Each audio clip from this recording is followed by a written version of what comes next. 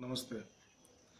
So, today we are going to talk again about this divine quality of human being. So, in the second part, we had discussed about Dhamma. Dhamma means to control the senses. So, the remaining part of the next line of that verse is Dhanam, Dhamascha, Yagyascha, Shraddhayastapa, Arjavam. That is Dhanam, we had already said that Dhanam means offering, to give without the desire to get back. And then Dhamma means to control the senses. Now, next one is Yagya. Yagya means Vedic offerings. If you are in India, you will see that there is this fires and everything, these rituals, Vedic rituals, which are done through fire. They offer, food, they offer their reverence, they offer medicines, food, etc. to the Lord through fire.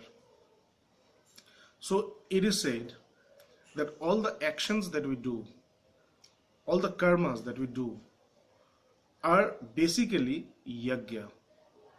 Though we think that we do the karmas for ourselves, for our own accomplishment, but in reality, all the karmas are done for the accomplishment of this universe. It's not for our accomplishment. Any karma that is happening through you, or in simple terms, if we say that the karmas that we do, it is not that we are doing that karma, it is happening through us. We are just the medium. We are just the medium of this karma, and through us this universe is moving, is prospering, is thriving, and this is karma. So all the karmas that we do, these karmas are but the offerings that we do for the universe and to the Lord.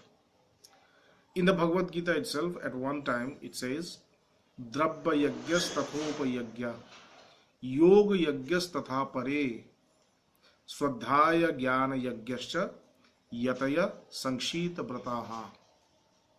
That is, this yagya starts with Drabba yagya, that is with charity, done in a religious place or in some place, charity. So that is also a yagya that you do for others. You do things, you build buildings, you build schools, you build colleges, you build hospitals, you give food to people, you take care of people. So these are all within that Drabba yagya.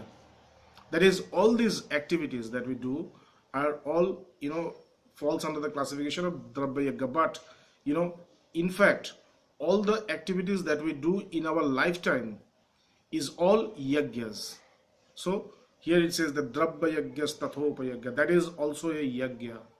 And then yoga yagyas tatha pare, then a person starts to practice the yoga, practice the yagya, or practice the offering of yoga.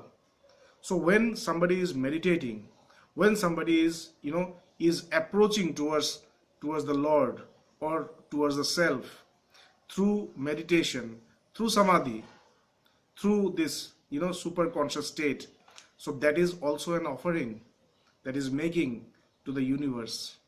It's also not for himself to get liberated. When a person is getting liberated, it's not that he is getting liberated.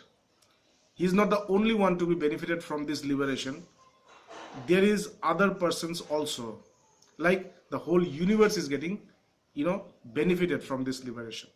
So yoga yagyas tatha pare, swadhaya jnana yagyascha. So people study scriptures, people study scriptures, people chant om, or any mantra. So these are also swadhaya, that is self-study. And jnana yagya, these are all self-studying. Swadhyaya, there is one other meaning of swadhyaya, That is, swa means self, adhyay also means meditation.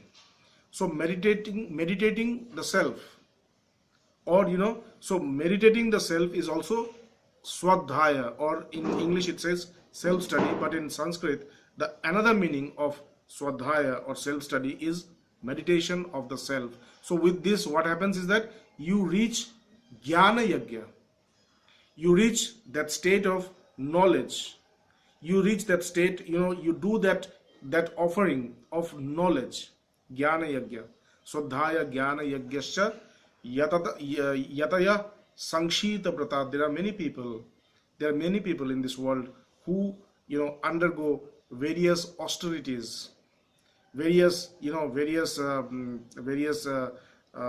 rules. They follow very strict principle, they follow strict discipline. So what for they follow strict discipline?